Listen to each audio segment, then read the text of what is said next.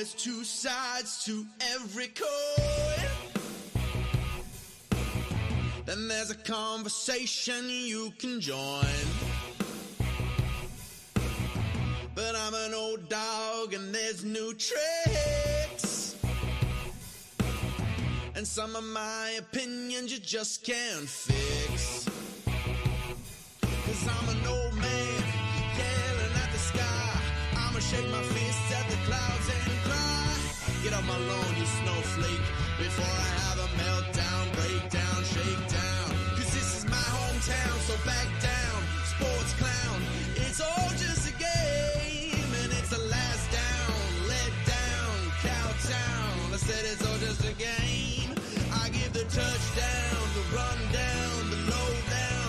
'Cause it's over the game, gonna crack down and shut down, it's sundown. I said it's all just a game.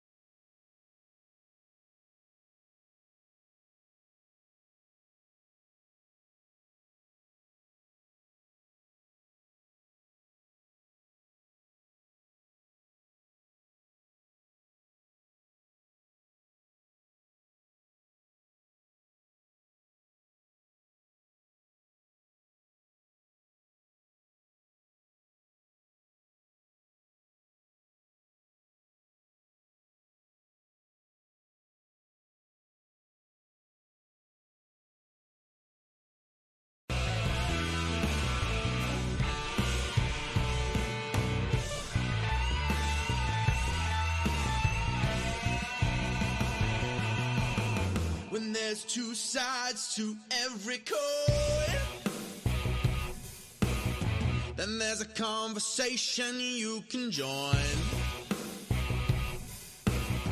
But I'm an old dog and there's new tricks, and some of my opinions you just can't fix. 'Cause I'm an old man yelling at the sky. I'ma shake my fists at the clouds and cry. Get off my lawn, you snowflake, before I have a meltdown, breakdown, shakedown. 'Cause this is my hometown, so back down, sports clown. It's all just a game, and it's the last down, let down, cowtown. I said it's all just a game. I give the touchdown, the rundown, the lowdown. 'Cause it's over the game, gonna crack down and shut down, it's sundown. I said it's all just a game.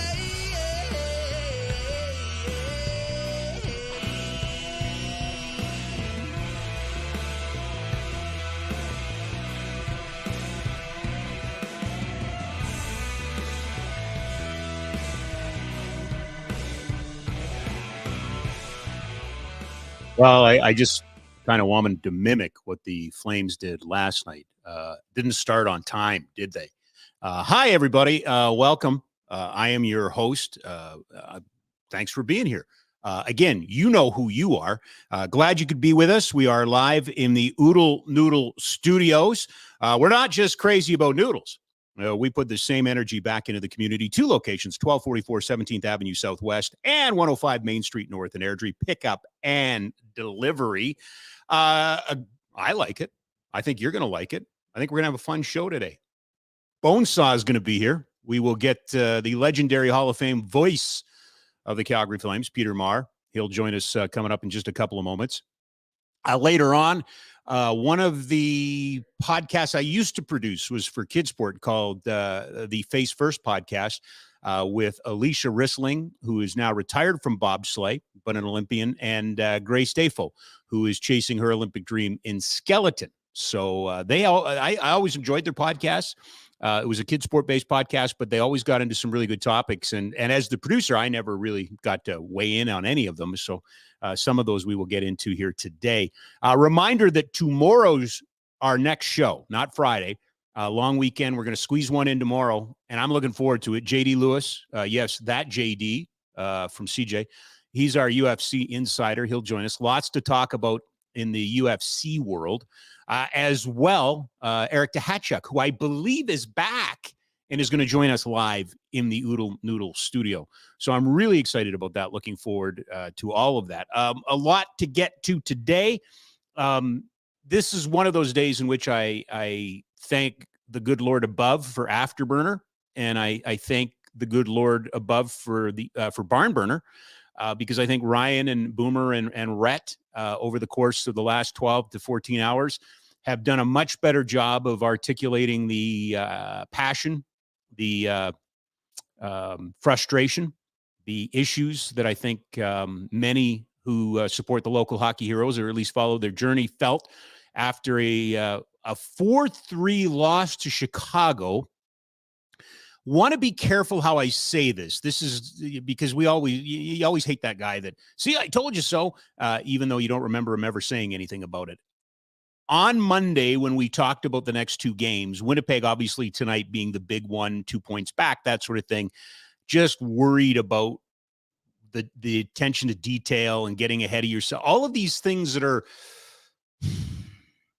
tropes or, old wives' tales or rumors or whatever you want to call them. But the fact of the matter is the Flames have been playing catch-up hockey now for a month. We know that there was a little set to and a little meeting after a big loss in Los Angeles 3 weeks ago. Since then, the team's been on a wee bit of a roll. It just felt watching that game that there wasn't much left, that the emotional energy had been used up. I would also suggest that, and a guy that's taking, and he showed up last night after the game and he spoke to the media, and I don't think he shied away from anything, but Nazem Kadri play led to 2 goals against. Just a lot of sloppy, oh, here we go. Well, thanks, Pedro. Anyway, there you go. Some feedback. I wasn't quite expecting that, but Pedro very upset. I disagree with the zero accountability part. I really do. I think he showed up. I don't think he pointed any fingers. I think, again, Pedro's tweet there is an illustration of why I'm thankful that Afterburner and Barn Burner went on, because I think it's important to deal with those emotions and those feelings. The reality is, I just think you played yourself into such a hole, and then you got everybody and yourselves believing that you could get out of it. But the team that played the Boston Bruins and really kind of beat the crap out of them, the team that won at home against Tampa Bay, the team that, by the way, lost the Bruins game, I know that, but was one of their better efforts, or the Rangers game after the All-Star break. The team that seemed to play up to the level of better teams and tilt the ice and create all those shot attempts, they outshot Chicago last night, but not to the same extent.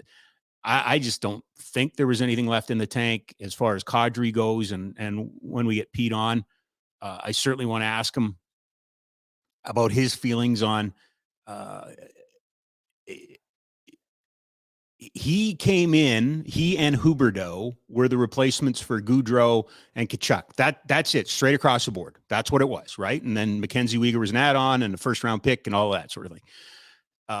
Nazem Kadri, I think, has tried to do his best coming in here this year, but I don't think he could replace the top-end guys. If you look at him, he's fourth or third in scoring, but considerably back. Huberdeau is less than half of his point production from last year. But rather than me pontificate on it, why don't we bring in somebody momentarily who can do a much better job because he's seen it all. Guests here on Just a Game brought to you by Ski Cellar Snowboard, skicellarsnowboard.com. 76 years in Calgary. Now just 3 locations because the Windsport location is closed for the season. So thanks to Neil for pointing that out. So 3 locations are open right now. McLeod Trail by Chinook Center, 17th Avenue Southwest, just off of 14th Street, Bow Ridge Road Northwest by McDonald's, just down the hill from Windsport. By the way, we've seen some great snow in the mountains. So if you're looking to keep warm, you're looking to get out to the mountains, check out the great deals at Ski Cellar Snowboard, skicellarsnowboard.com. Pleasure and honor, as always, to bring in our good friend, our dear friend, the voice of the Calgary Flames for so many of us, the Hall of Famer, Peter Maher, joins us this afternoon on Just a Game. Pete, how you holding up? Holding up pretty good, Rob. Pretty good. Was not a very entertaining game to be watching last night from a fan standpoint of the Flames, but it was puzzling really on my vantage point and how little this team had desperation for such an important game, and they talk about the fact that some indicated that maybe they were looking ahead to tonight's game against Winnipeg. Well, a veteran team doesn't do that, and this is a veteran team. This Flame squad is the second oldest team in the league. Yeah. The approach to the game should have been top notch last night, even though they were playing the worst team in the league and had another game tonight against the team that they're trying to pass to get into the playoffs.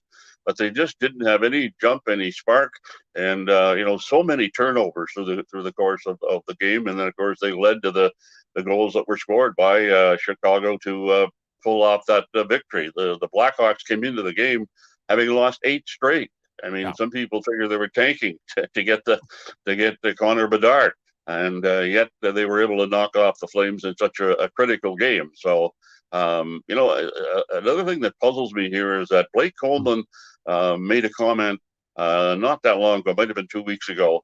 He was saying, "We've got a good team here. We just don't know how to win." Yeah. I found that puzzling, considering the veteran team that they have. Plus, there's 4 players on that team, including Coleman, that are past Stanley Cup winners. So it's really puzzling how this team hasn't performed up to the level that I thought they would going into the year. Well, you're in playoff level. You're in playoff mode because you just gave me 3 different branches to go off of this. So let me start first. I want to pose this back to you. As I said, right off the top, I'm so excited that Afterburner was on last night and the Barn Burner went already today, because I think they handled the emotional, the necessary emotional issues and baggage that the fans have and calling for heads and all of those sort of things. I wanted to look at this a little bit more rationally. Pete, I just wonder if you can play that chase hockey. And I call it chase hockey because they're chasing a spot. They're chasing a team. In many ways, well, in the last 3 games for sure, they were chasing the game at some point.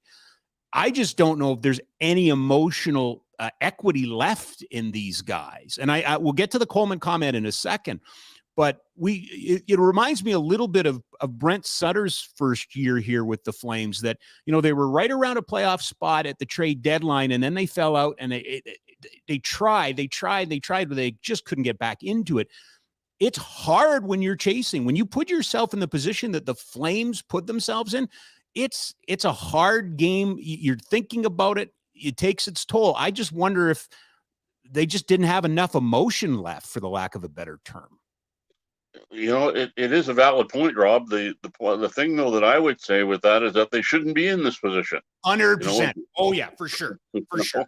Yeah. I mean, if they were, the only good run there, well, they had a good run at the beginning of the year when they won 5 of their first 6 games, their best start in franchise history. Yep. And then in the last run up to last night where they'd won 4, or otherwise they hadn't had any really sustained good runs on the season and to put themselves into this jeopardy. So it is a valid point that you make that, maybe they've just run out of that steam, if you will, and don't have any left. But you would have thought they would have, they had played half as well last night as they did. They'd have won the game last night. Sure. And, they've lost 3 games to Chicago this year. Yeah. Worst team in the league. Yeah. If they, if they don't win all of those, they'd be ahead of Winnipeg today. So it's really puzzling how this year has gone. And, to me, and I think I said it the last time I was on the show, yeah, if you follow Daryl Sutter's game plan, you'll win. You'll have success. Yeah. I haven't seen them play Daryl type hockey very often this year. And okay, so let me bridge this conversation now to the Blake Coleman conversation. And this is just a hypothesis, Pete. It really is, because I haven't been down in the room. I haven't been around the team at all. But at the time of those comments from Blake Coleman, it seems to me that that's when the leaks were coming out about the lack of cohesion and the players not getting along with the coach and all of those sort of things. And I just wonder at the time, and I wondered at the time, if those comments from Blake Coleman about not knowing how to win was more about shut up and do your job from a veteran player. Yeah, I think that was the intent of his comment, although not saying it that way. But right, and they did. They had that players only meeting after that 8-2 loss against Los Angeles, and then they went on the run that 4 straight wins that came to an end last night. So that was a healthy topic for him to bring up among the players, and I'm sure when they had the players only meeting, he was probably even more open about that type of situation and bringing out the fact that we've got to quit this complaining and just go out and play. And it worked for 4 games, and to correspond with that, Winnipeg, who they're playing tonight, they had a similar situation about a week and a half ago, where there was all kinds of talk about their coach, Rick Bowness, having trouble communicating, getting through to the players. Scheifele was one of the main names that was out there. So they had their players only meeting, and since then they've gone on and won a couple of games in a row to get themselves back into the playoff spot. So and Rick Bowness couldn't be any more of a different coach than Daryl Sutter. I mean, Daryl was the guy that he has his outlines for the game, and then he really pushes his players hard to get the maximum out of them, and sometimes that grows a little low. In the case of Rick Bowness, he's a guy that he comes out with his game plans, and then he's constantly patting his players on the back, saying how good they're going or whatever to encourage them positively. Now, he did have a couple of little breakdowns of that losing streak before they went into their current run, but he couldn't be more opposite, and that's really intriguing. And tonight they're going to coach against each other like they did last year in the playoff series when Bowness was coaching with Dallas. I know it was a great series. The Flames managed to pull that one out. So, but yeah, I mean, they just can't use it as an excuse that they're tired. They're trying to catch up, because they put themselves in that position and they should be in it. I don't think they should be necessarily leading the Pacific Division, but they should be in a playoff spot right now, given the personnel that's on this team. Well, I think as we get closer and closer to the playoffs, I think we're seeing a lot of mea culpas across the media, and I just assume everybody's always heard every conversation you and I've had. So it's sometimes when I bring stuff up that we talked about in the past, I feel like I'm being repetitive, but you and I had long conversations, did we not, about I'm not a fan of predictions. I'm not a fan of, having, picking who's going to make it and who's not going to make it. Every season has its own ebbs and flows. Having said that, my expectation was clearly that this team was a playoff team. But I've seen some people doing some mea culpas that had this team in the Stanley Cup final, and those types of things. This is not, and we've said this over and over and over again, this is not a team overachieving. This is a complete underperformance, but they have put themselves in such a situation that, a deflating loss. Having said that, they might even win tonight. It's just crazy enough to happen, right? We've seen that movie before. Pete, if they do turn it around and win tonight, it'll be a lot of it because of the performance last night. They feel guilty about that and come up with a stronger performance tonight. The only factor is, I think tonight's game is their fourth game in 6 nights. Yep. And Winnipeg, was rested, didn't play last night, and Flames in the second inning back-to-back with travel over there after the game last night. But, if they can rise to the occasion, I say they have a chance to knock off the Jets in tonight's game and then, get themselves back in it. But it's going to be a tough finish for them with the game in Vancouver on Saturday and then 2 home games next week on Monday and Wednesday, as the schedule indicates there, those closing games in the Saddle Dome. So, but tonight's game, if they don't win tonight's game, their chances are pretty much null and void. And they have to win it in regulation time. They can't afford to give Winnipeg any points tonight. Right. Exactly. So, yeah, and exactly, yeah. I was just going to say there's no scenario in which they now don't need help somewhere, because Winnipeg's got a game in hand on them, right? Yeah. So they're going to need help, it goes right back to the original premise you had in all of this. Last night, tonight, doesn't matter. You put yourselves in this position, and now you have to live with the consequence of it. I want to ask you about Nazem Kadri, and I know what it sounds like. It sounds like I'm trying to give him cover. It is not my attempt to give him cover. Did not play well last night. Directly resulted in a couple goals and some giveaways. You've seen enough players that have come in that have been asked to elevate their role. And I know, but Rob, he won a Stanley Cup. Yep. And he was a huge part of that Colorado team. Yep. He was, but he wasn't the driver. That's Nathan McKinnon. That was, other players. He was a really good, really good second line player.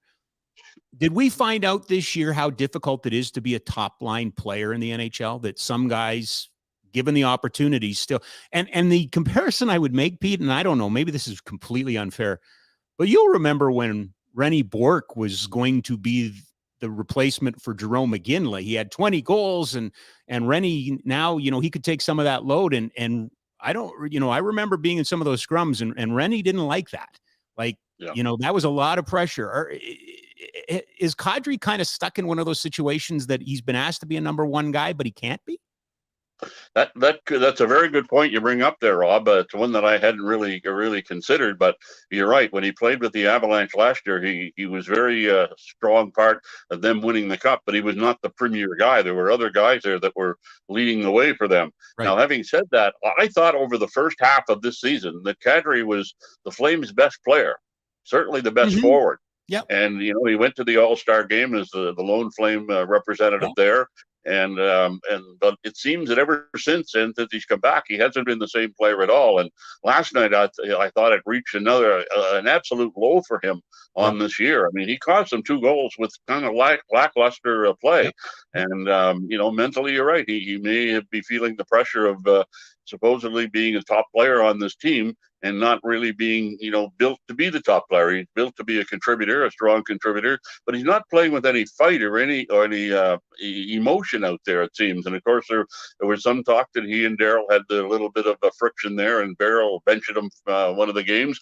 Now, in last night's game, despite the fact that he made the blunders on those two goals that the goals the Blackhawks got, he still played as much ice time as he's played in any game this year. Darryl just kept putting him back out there. So, it's real puzzling, the whole situation with him. But he seems to have lost interest, or maybe that is fatigue, having been in a leadership role that he wasn't quite, supposed to be in, that they're built to be in, I should say. But on top of that, he's one of the highest paid players on the team. This year. Now, next year, when the salaries of Uyghur goes in, he's not going to be, but he is this year. And so, you expect more out of him. It's funny. Gavin just threw up his NHL stats, and you take out last year, in which was a career year for him at 87 points. We'd be talking about potentially his best point production season with some games remaining. He's at 54. Could he get to 61 that he got with Toronto? It's not out of the realm of possibility. But last year, it reminds me so much of the David Moss question, Pete, in a different way. Are you a 20-goal scorer, or did you score 20 goals? Yeah. Yes. Valid point. Yeah. Right? Yep. So there you go. Yeah. You and Mike Vernon might take a little umbrage with this, because you both saw it, and we know the run, sometimes the fans got on Mike.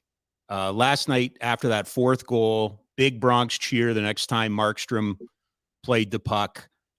He got pulled in the game against Anaheim. Daryl Sutter backed him, said, I'm going to go with my ace. You need a goalie to steal you a game. I don't think he cost them the game last night, Pete. But he wasn't great. He was just good. He was an NHL caliber goalie. He wasn't the savior that they needed at the most important time. Yes, you're absolutely right. You're absolutely right with that. He wasn't, he had some lackadaisical play in front of him that led to those goals. But, the great goaltenders make the saves to make up for the blunders that were made by teammates in front of him. And he didn't do that last night. He came up with a number of great saves, but, he didn't make those saves on those particular plays that we're talking about. And it cost him, he did get the booze out. But having said that, he doesn't get the booze that often when you compare him to what Mike Vernon went through at times in his career here. Like, I remember Mike telling me at one time, my parents can't come to the games anymore because the fans are picking on them because I'm not having a great night. Yet Mike Vernon's one of the greatest goaltenders the Flames ever had. In fact, he's the only goalie that put him in being the guy in the nets in 1989. Then he went on to win another Stanley Cup in Detroit. And I know when he came back here, like, he was brought back by the Flames back in, 99 or 2000, somewhere in that range. And he came back and personally, if I'd have been running the team, I wouldn't have brought him back because I know that he was treated not very well by the fans in his hometown. Like, he's a Calgary native. He was the goaltender on the premier hockey team in his city, and yet, if he had a bad night, they were very quick to boo him and yell all kinds of insults at him and his family. So, but he did come back and he played another season or so here with the Flames, but Markstrom is not even close to being attacked like Vernon was when he was the Flame goaltender. Maybe Markstrom should sit down with Vernon at some point and have a little bit of a conversation, and he can teach him to block some of that out if it's being a factor with how he performs in the games. But as I say, he's not getting booed nearly as much as Vernon got booed here, and Vernon won most of his games here, so a lot more than he lost, that's for sure. Not much to talk about on the other side. I thought Peter Mrazek was good, but I don't think he came in and stole this game. No, that wasn't the headline today, but it was a little bit bittersweet watching 19 for Chicago, Jonathan Toews, Pete. I don't know. I just feel like that was maybe the last time we're going to see him in the Dome. And if it is, what an incredible career. Yes, indeed so, Rob. But, he's not the player now that he was in his prime and helping and leading the Blackhawks to their Stanley Cup championships. But he is indeed, he's indeed a great, great character.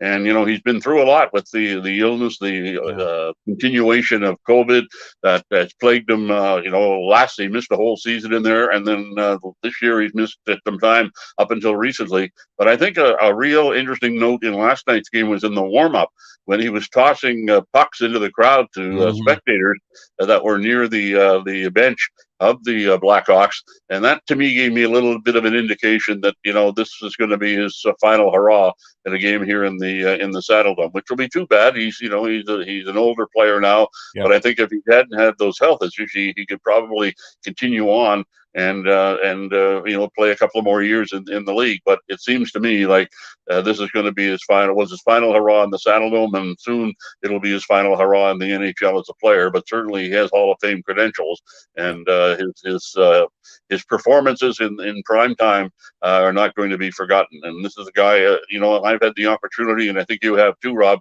interview him on a number of occasions. He's always been very forthcoming and very easy to talk to, and from the distance, a very valuable leader that the Blackhawks have had for so many years. Pete, I know there's Stanley Cups in there. There's international with Hockey Canada and Team Canada. But I want to pose this to you. Is his greatest achievement alongside Patrick Kane resurrecting that franchise? Because I think people have a little bit, or maybe have forgotten, and you can speak to this better than anybody, some of those Sunday afternoon games, back around 2005, 2006, before he and Kane got there, like it was a terrible run organization. It was just And then almost overnight, those two guys turned it into a powerhouse. Well, those two guys were the very definitely the two players that turned it around on the ice for the Blackhawks after those dismal years they had. But some would say it was Bill Wirtz, who was the former owner of the team, passing on the ownership to his son. Yeah. When then they started spending more money to bring in top-notch players to go with those two guys and some others that they had. So to me, the fans in Chicago were starting to get a little bit upset with the Blackhawks having such poor performances, even though they were still selling out all of their games through those tough times that we were talking about. But then once they got those two guys going and then backed them up with some very solid players as well, spent some money on players, they became a real powerhouse in the NHL. And unfortunately now they're going through a rebuild situation, which, most teams that have success on a long run, as the Blackhawks did, are going to run into that sort of situation in rebuilding time. So it's too bad that Kane has now moved on to play with the Rangers, is no longer there with the Blackhawks.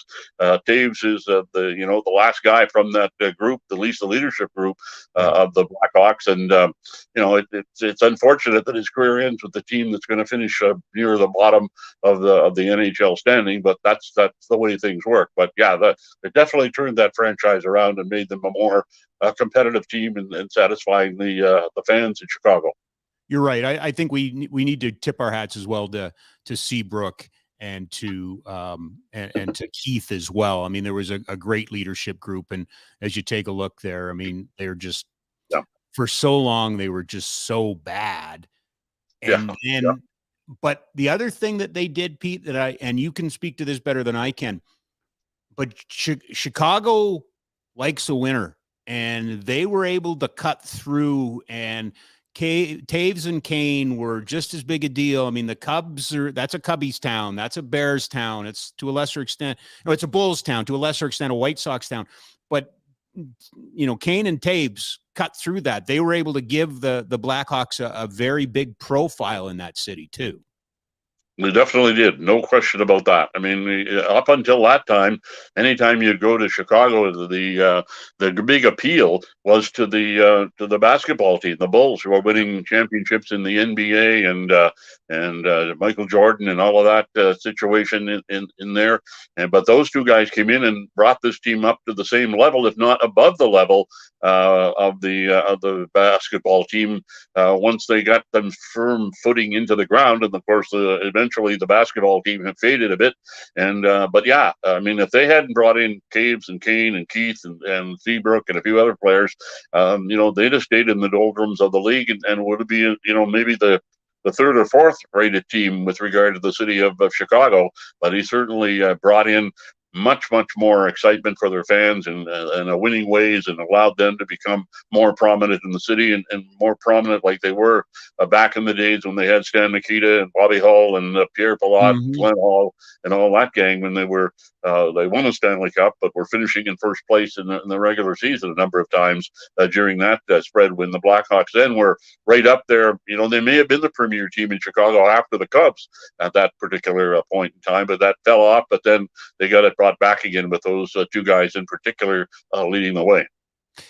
Well, here's a nice, nifty little transition. Former captain of the Blackhawks will become the guy who coaches the Flames the most tonight, right? Does Daryl Sutter not pass Badger Bob Johnson? He's going to pass him tonight, and this will be his 401st regular season game as head coach of the Flames. And Badger Bob coached 400 games regular season with the Flames. And it's a real interesting note, Rob. I was pointing it out the other day when I was with some Flame fans, is that Badger Bob coached the Flames for 5 years, consecutive years. And then you had Bob Hartley coach the Flames for 4 consecutive years. Beyond that, the time this team has been in Calgary, they've had no coach this team longer than 3 years in succession. Now, Daryl is a situation in that the first time he came in, it was roughly the middle of the 02-03 season, and he went on to coach the team for 2.5 years. And then he came back here to the Flames a couple of years ago in midseason again, roughly, and this is his second full season. So he's he's been as the coach as long as Badger Bob has with regard to the games, but not in succession. And so, it's really interesting to see how short terms the Flames coaches have had when you look back at the history of the team. And, Badger Bob, I could talk all day about stories with Badger Bob and the time when he was coach of the Flames. I mean, there was never, I've never met a coach that was more upbeat than Badger Bob. I mean, he'd come in every day. He'd come in. It's a great day for hockey. And I think there was only one time that I saw him have a down moment. And that was one time after a game. I believe it was in the Saddle. It was in the Saddle Dome. It was against Edmonton. I think the final score was 9-1 for Edmonton. Now, losing like that in your own building.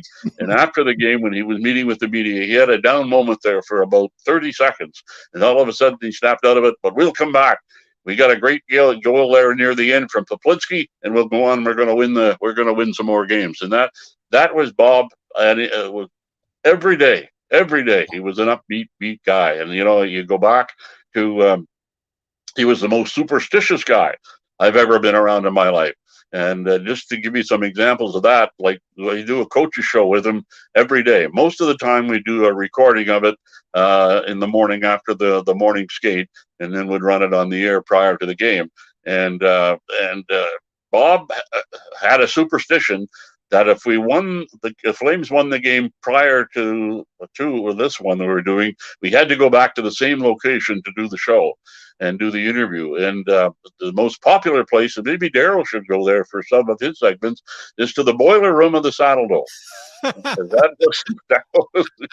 We went there more often than not and had long winning streaks doing the show out of there. A couple of real interesting ones. Another time the team had a winning streak where Bob would sit on a Zamboni and I'd be standing next to him and interviewing him in that kind of situation. He'd even do that if it was a road game, and he'd have to go over and kind of talk to the guy who drove the Zamboni, say in Chicago or wherever, and convince him that he could sit on the Zamboni for 5 minutes to do the coach's show. So he was pretty amazing. And then there was another time that we didn't get to do it in the morning, and we did it about 2 hours before the start of the game. At that time, we were doing the coach's show in the penalty box. And so we're in Vancouver for a game in the old building there in Vancouver. Yeah. So about 2 hours, maybe an hour and a half before the game, we're walking across the ice from where the dressing rooms are to the penalty box. We get there, the penalty box gate is locked. So Badger Bob gets up on the rail and climbs over the glass and into the penalty box to open the gate so I could get in, and we did the interview there.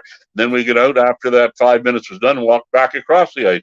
So I'm looking around the building, and I said, thinking to myself, well, at least nobody saw us here. So they won't be bringing up this crazy situation here.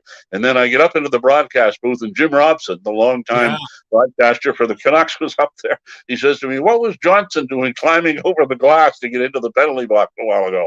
So it was pretty intriguing being around Badger Bob. It was just another time we used to do it. We have to go up to the row of the game the Flames were trying to win. So this was didn't last long, fortunately. We were in the auditorium in Buffalo. Pardon me? You weren't up to row 50 yet. Yeah. So we're there, and so this time the Flames were going for their 38th win of the year. And so we had to walk up 38 steps to this row to sit down and do the show. So we did the thing, and then I said to Bob after, I don't wish any bad will for the Flames, but I hope this winning streak ends soon. And but that was Bob. He was such a character. Oh my gosh. And he didn't win the Stanley Cup here, but he helped build the team that did win the Stanley Cup in 1989 with his patience when he was around young players. I mean, he was a great teacher, an innovator. I mean, one of the things that he innovated, you see it now sometimes when a team gets a bench penalty for having too many players on the ice, they'll send one of their top players to the penalty box to serve that 2 minutes. Back in those days, you would send perhaps your least ice time player over for that penalty. But sure. Bob, he would have Lanny McDonald go and serve that 2 minute penalty. And the reason was he might be coming out of the penalty box just as the puck comes up into his area where the player steps out of the box, gets the puck, got a breakaway or a great scoring chance. And at first, Lanny didn't quite understand that. He was looking at it as being, he was dejecting him a little bit and bringing him down. But he eventually realized what the whole situation was about and scored a couple of goals that way coming out of the penalty box. So those were all those that did much more innovation that Bob had. He was an outstanding guy. He didn't win a cup here, but he did win the cup in Pittsburgh. Yep. In 1991, and he won as coach of the Penguins. Mario Lemieux, of course, was the star player then, and it was after that he ended up that he had a brain aneurysm that was brain cancer, and he ultimately passed away way too soon as a result of that. And I'll remember that September of 1991, after the Penguins had won the Stanley Cup, Flames had an exhibition game in Colorado Springs. And that's where Bob was when he was with this illness that he had. And he was at the game. And before the game, he was in a little room down near where the dressing rooms are. And I had the opportunity to go in and see him at that point. He couldn't talk, but he was as sharp as ever. He'd write things. He'd write things down on his notepad, his famous notepad that he always had behind the bench. He had that with him. He'd write things down and show you what he was thinking and that sort of thing. It was really sad to see him in that type of situation, but nonetheless, he was trying to make the most of it. And I understand as the season started that year for the Penguins, even though Scotty Bowman had taken over as coach of the team, Bob would still be sending messages to Scotty, even from his sick bed and that sort of thing. So, he's a total different from Daryl. A little, yeah. And, and you do the coaches show with Bob, and you'd ask him one question, then I could run for coffee because he'd go on and talk for 5 minutes, and you can come back and ask the second question. Of course, we all know Daryl at some of his media, almost all of his media conferences, the answers are extremely short. So, but it's a great deal for Daryl to match Bob's record last night, and tonight we'll pass him as the all-time winningest coach in Flame history. Now, another notable Badger Bob, he's the only Calgary Flame coach to beat the Oilers in the playoffs, doing that as the coach in 1986 in that overwhelming upset in Edmonton when they won game number 7. All right. Because part of the job of this program is to highlight Calgary, and we want to keep some of the stories alive, I do want to ask you about 3 different Badger Bob stories. You mentioned 86, which featured a 10 or 11 game losing streak, right? Yep. Okay. Yep. Can you tell this story about Bob bringing in Eric Dahachuk and George Shaky Johnson? You know the one about he brought him in and wanted to know about why they were writing about this so-called losing streak. I think it was 9 games into it or something like that. Talks about your positivity, right? Yeah. I'm just trying to get how he put that. He had George and Eric come into his office and talk about that. And I think it was, you say it was 9 games that turned out to be 11 games. Yep. And he said he was talking about the fact that you're making too much of a point of this. This is not really a losing streak. It's just a little dip. Which was Bob, right? Which was Bob. That's Bob. Yep. True or false, Pete, that you mentioned being an innovator. Did Bob dress up special goalies for a practice one time? Yes, he did. This was a real interesting one. That was in '86 when Grant Fuhr, of course, was the goaltender for the Oilers, and of course he's left-handed goaltender. Not too many of them around, and I think it was the goalie from one of the goalies from the University of Calgary team that Bob had come in one day on an off day and put him in the nets, so that the Flames, when they were out in practice, were shooting at a left-handed goaltender as opposed to the right-handers. The Flames had 2 goaltenders at that time, and both of them were right-handers, including Mike Vernon. And yes, he did do that. He brought them in, and then another time he had all of the players go way up into the second level of the Saddle Dome seating area before a practice, and he had his assistant coaches and a couple other people out on the ice making plays like the Oilers make them. He had, like, Pierre Pagé was an assistant coach, and he had him playing like he's Wayne Gretzky. Now he wasn't close to Wayne Gretzky, but he was had some showing some of his mannerisms of how he passed the puck and who he passed the puck to, so that the players could get a bird's eye view of that from watching from way up on top of that second level of the Saddle Dome. So that was another innovative thing. I remember that day, all the media guys were there, and we were looking.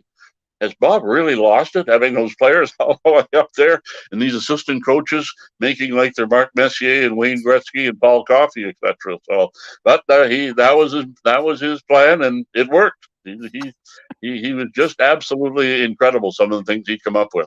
Did he actually dress up goalies in Oiler jerseys to build his team's confidence? Yes, he did. Yeah. That goalie that came in was wearing an Oiler jersey. That goalie was wearing the Oiler jersey. Pardon me? He was wearing. I don't think so.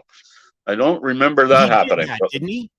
Did he bring in goalies in Oiler jerseys, or is that an old wives' tale?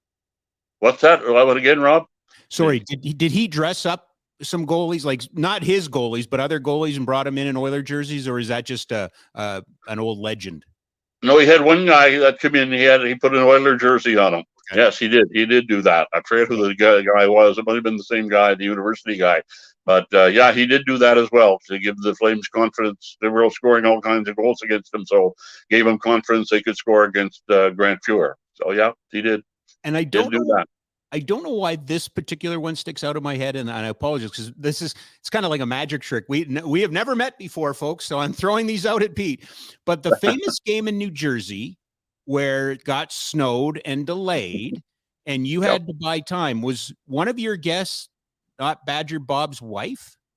Yes, it was. That was the famous snowstorm game, and I'm just trying to think here. It might have been the anniversary of that game might be tonight, because it was definitely in this time of year. Oh no, it would have been that was earlier than this. But anyway, it was real interesting. Like, the Flames went to the arena there in New Jersey, in the Meadowlands, and had their morning skate. We went back to the hotel, and it was starting to snow.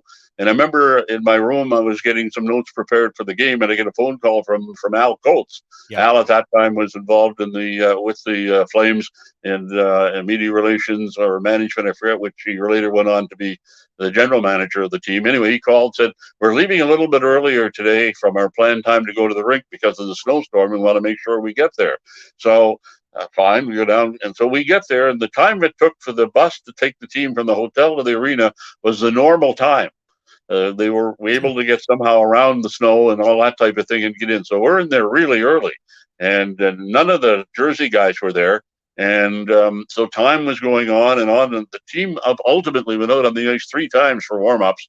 And Bob, the whole time that this was going on, Bob was standing out in the hall and counting the New Jersey players as they came in, because apparently the league rule was once you had 14 players, you had to start the game. And Bob was counting them all off. And at one point he had 14 players, and he went to the referee's room and he said, "They've got 14 players here, so let's get the game started." Anyway, they didn't start then. They had to wait for their 2 best players were the last players to get there. They were caught up in the snowstorm and eventually did get there. And that's when, then the game got started. But yeah, you're right. It was during the time that we were waiting to get the game. We were on the air. And of course, we were a distance from where, things were happening. We didn't know how many players come in and what was going on there. We just see Flames going on the ice and going off the ice and on the ice and off. And anyway, Badger Bob, his wife, was with the team on that trip, as she did from time to time. And she would carry Bob Johnson's luggage into the hotels, too. That was another thing. The bus would arrive at a hotel. Bob's wife would get out, grab his suitcase and hers, and take him into the hotel. I don't think Wendy's doing that for Daryl. Yeah, that would be interesting to see. But anyway, so we get her. We're trying to fill time, obviously, and there weren't many people in the building. And eventually, we got. She came on the air with us, and were doing the interview, and there was an announcement on the public address system. So we stopped because that's where we were getting information as to when the game might start. And so the PA announcer came up and said, the game will be starting in a little while, but for all you fans that were able to make it in here, there were 486 fans there. Please go up to such and such a gate and go to the counter there. We have a special gift for you. And at that point, Bob's wife got up and she said, I got to go get one of those gifts. So away she goes and leaves us high and dry. Doug Barkley and I, Doug, the color commentator, high and dry in the middle of our interview that we had with her. And away she went. She had to make sure she got one of those gifts. And I understand she ended up getting 5 of them. So, and she'd come on a lot of the road trips. I mean, he and Bob would sit right in the front seat of the bus and the airplane and all that sort of thing. So not all the trips, but she was on a lot of them. No question about that. So that was the only time I ever saw a coach's wife go on a trip as many times as she did. The odd time would be one game or something, but she was there on a lot of the Flame trips over that 5 years in which he was coach of the Flames. I love that. I love that. Before I let you go, this is a very special week, 35th anniversary of something that's still a record to this day, isn't it? Yep, still a record today. It was on April the 3rd of 1988, which was 35 years ago, which was April the 3rd. This year was on Monday, and that was the day that Hacken Lube scored his 50th goal, and doing it, of course, as a member of the Flames, doing it in the Saddle Dome, and he became the first Swedish player to score 50, and nobody else from Sweden has scored 50 goals since. Wow. So, of all the great Swedish players that have played in the NHL, then nobody else has been able to reach that 50-goal standard in one season that Håkan did in the 1987-88 year. He and Joe Nieuwendyk were the 2 Flame players that had 50 goals that year. Joe, this game that he got his 50th in for Håkan was the final game of the regular season. It was a Sunday afternoon game in the Saddle Dome against the Minnesota North Stars. And it was a power play in the 3rd period when Håkan scored, and that gave the Flames a 4-1 victory. And that's when I yelled out another, not a saying that's become very used very frequently by me, but when he scored his 50, I said, that's number 50 for Looby Dooby Doo. And so that got a little bit of traction at that time. Now that, okay, I have known you for 2 decades. I did not know that. I thought you were about to tell me that this was part of the Yeah Baby string, but that wasn't. No, it didn't get a Yeah Baby. He got a Looby Dooby Doo. Wow. Okay. Yeah. I love it. I learned something new here today. This is fantastic. Pete, just a thought on Håkan, because one of the things, and we got to know him a little bit. He was a big listener to the games, or is a big listener to the games online. He's a general manager over in Europe and Sweden, but we also saw him at the Heritage Classic. The 80s, sometimes there was standoffish Europeans or what. Håkan Lube was part of the fabric of this team, right? Like his teammates loved him, didn't they? Oh yeah, he was adored by his teammates. He was a fun-loving guy and a very serious player. And he was just awesome that he came over here. And he had that 50-goal season in 87-88. Then was a big part of the team winning the Stanley Cup the next year in 1989. And what was interesting is that he decided then that he was not going to play anymore.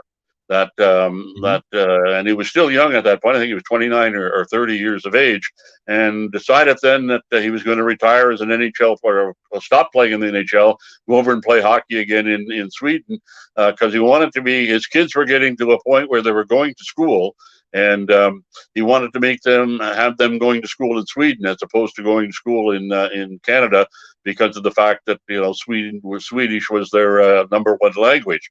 And I remember he came back here, back for the Flames Stanley Cup reunion that they had about 10 years ago now, I guess it was. And I was talking to him then, and he said, I made a mistake by leaving here too soon. He said, I should have stayed a few more years, had the kids go to school here for a few more years before I left the NHL or left the Flames. So if he'd have stayed, there might have been another Stanley Cup. But he was greatly, greatly adored by his teammates. Jim Poplinski, and we joke with him all the time, and Lanny McDonald and all that gang. And he just fit right in with them. And when it came time to play hockey, very, very serious player, as displayed by all the goals that he scored, particularly in that 87-88 campaign. Actually, I lied to you. I got one more for you, Pete. And that was this past Sunday, Cami Kepke kind of wrapped up the last of the Global Sportscast as part of their news package. And I'm kind of past the yelling and screaming that we know the world's changing and all those sort of things. But can you just speak to the legacy of 2 and 7 and Sports at 11? And I mean, Eddie Whalen and Grant Pollock and Mike Lonsborough and Mike Toth and Joe Sports and Brendan Parr. I mean, it was really part of the fabric for almost 40, 50 years here in this city, right? Yes, no question. And all those guys you mentioned were very, very solid sportscasters, but they also were very good at entertaining when they were on the air. That Sports at 11 that Grant Pollock and Mike Lounsbrough and Ed Whalen was not a part of that too much because he was on earlier in the evening. But those guys would, they would put on quite a show. There's no question about it. I mean, and they would cover not only, their primary would be covering the Flames, of course, and the Stampeders and the professional teams, but they also got to the grassroots level as well. They'd be in there talking about the university teams or the midget league, AAA, and the Bantam League and that sort of thing, and have guests on there that the Sports at 11. I mean, that show ran for an hour, I think, and they'd have all kinds of guests there. They had their camera out on the ice or out on the field or out where these teams were, and would have little clips of what they were doing there, and they'd have interviews. And I mean, it was very, very entertaining and very, very much a sports feeling at that particular point in time. Then, of course, that got reduced. I think that went on for about 11 years, and then that show ended, and they started, they were on, it was getting shorter and shorter the time they had for sports on that station and other stations here in Calgary. And then, of course, when sports TV came in, with TSN first and then Sportnet, the sports casts on the local stations like Global and CTV and that type of thing, they got to be, reduced, and to a point now, as you mentioned, Global now not having that sports on there. So I think it's very, very sad for the business and also, for the fans that they don't get an inside look at that. But this was the plan that's been being made by superiors, and it's unfortunate. And I hopefully not too many people in the future are going to be affected by that. But there's definitely a change in the scope of broadcasting sports in this city and probably all the cities in Canada for that matter. Well, this was amazing. First of all, because of the Looby Dooby Doo. That I won't lie to you. And I would suspect, I know you're not a big social media guy, but that's going to probably run hard on social media for the next couple of days. I would suggest that'll be a clip that you're going to hear quite a bit. I had somebody mention that the other day to me. It was a couple of weeks ago. I was somewhere and somebody said, "Do you remember the time you said Looby Dooby Doo on the air?" And I had kind of forgotten about it until honestly, I didn't know the story till today. I thought you were going to bust out a "Yeah, baby." That's what I thought it was going to be. Yeah, no, "Yeah, baby" started 2 years before that, in 1986. The first time I yelled that was after Game 7 in Edmonton, when the Flames beat the Oilers in that playoff series, and that became something that the fans wanted to hear more and more often. And I used to have to tell them sometimes, I'm only doing it for important events. Exactly. Exactly. And I was there for the lone triple "Yeah, baby." Yeah. I was there for the lone triple "Yeah, baby," which to this day remains the greatest single call in the history of broadcasting. Don't at me. Don't argue with me. I just informed you of that fact. Well, I don't know about that, but anyhow, I'll take it. I didn't ask you, did I? I didn't ask you, Pete. I'm telling you.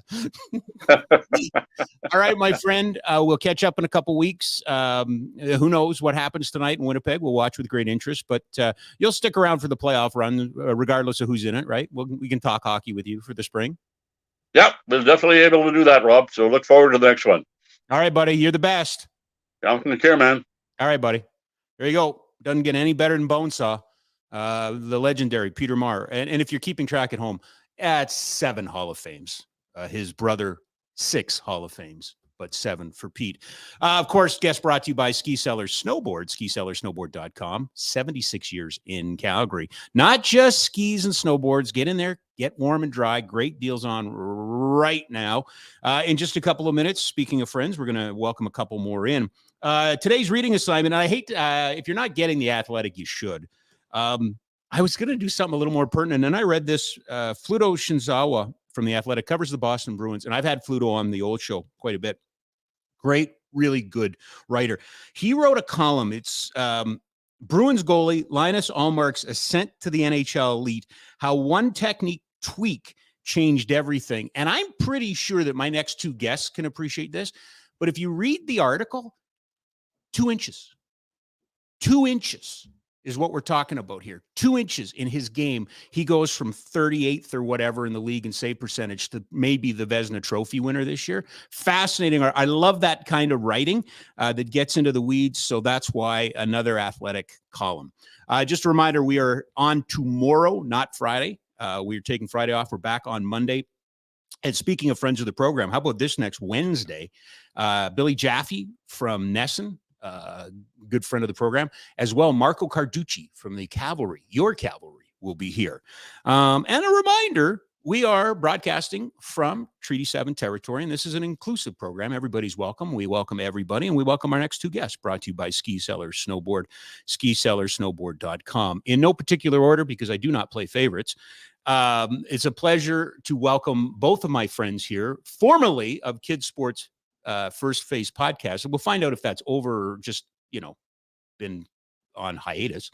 Would you please welcome Chasing Her Skeleton Dream. That's where you go face first. Remember that. The luge, it's a big deal, but face first. Grace Dafoe is kind enough to join us. And retired. No, that's Alicia. I should have given you guys. There you go. There's Grace. Now there's Grace. All right. So that's Grace. And you really do need somebody to tell them apart.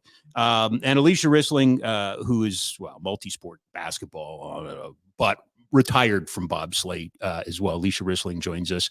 Ladies, it's kind to see you. Thanks for doing this. Grace, I'll start with you. Good to see you. Yeah, thanks for having us on. It's good to be in a room with you two again. It brings me back to the Face First recording days. It's been a while, hasn't it? It's been a little while, but it's I kind of like the setup a little bit better than the Kids Sport front office, even though both it has less of a hockey smell in here. Today. Okay. Today. And actually distance a little bit because the barn burner guys have been out of here for about an hour. Oh, it settles. Okay. It's in the carpet. It's definitely in the carpet. And if we open the windows, that would help too.